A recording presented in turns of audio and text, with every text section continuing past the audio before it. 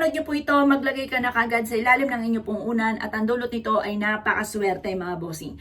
Kung mailap ang swerte sa inyo to, matapos nyo po itong gawin mga bossing ko, ay magsusunod-sunod na mga blessing na darating sa buhay po ninyo mga bossing. Kung kayo lubog sa utang, ikaw po mga bossing ko ay pahirapan para kumita ng pera, para kayo po mga bossing ko ay mas maging malapit sa swerte at matupad ko ano man ang mga pinapangarap. Gawin nyo na po ito ha, proven po ito mga bossing.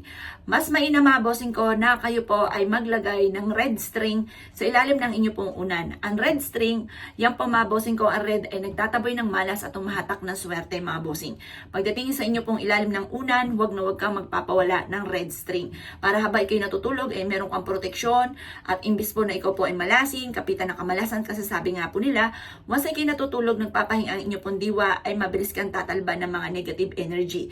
Pero once na meron kang proteksyon, imbis may ikaw po ay malasin or kapitan po nila, may tataboy nito ang mga kamalasan. Kaya mas mainam mga bossing ko na kayo po ay maglagay ng red string sa ilalim ng inyo pong unan.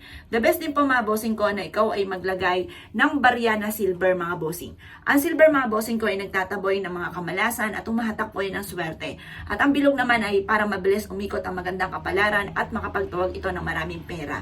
Ganon din po mga bossing ko, mas mainam na maglagay ka ng cinnamon stick sa ilalim ng inyo pong unan. Ang cinnamon ay for love and for happiness. Ang cinnamon ay isa rin sa very powerful na humahatak ng swerte, lalo-lalo na pagdating sa usapin ng kaperahan.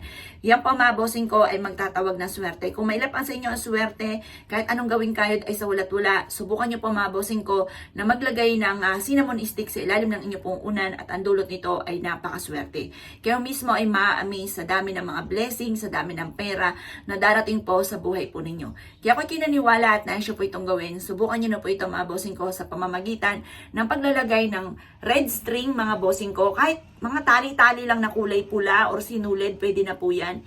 Ganon din po maglagay ka ng barya, ng piso, na silver, lalo na silver kasi ang silver, nagtataboy po yan ng mga negative energy. Tapos lalo na rin ang cinnamon.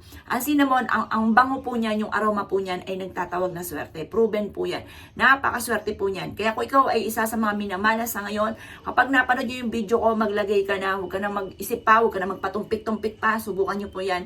At obserbahan kung papasalamat ka sa pampaswerteng ito dahil matapos mo po itong gawin, magsusunod-sunod ang mga blessing na darating po sa inyo. Kaya kung ikigagawa ng mga ganyan mga pamamaraan, at siya mga boss, good luck po sa ipulat.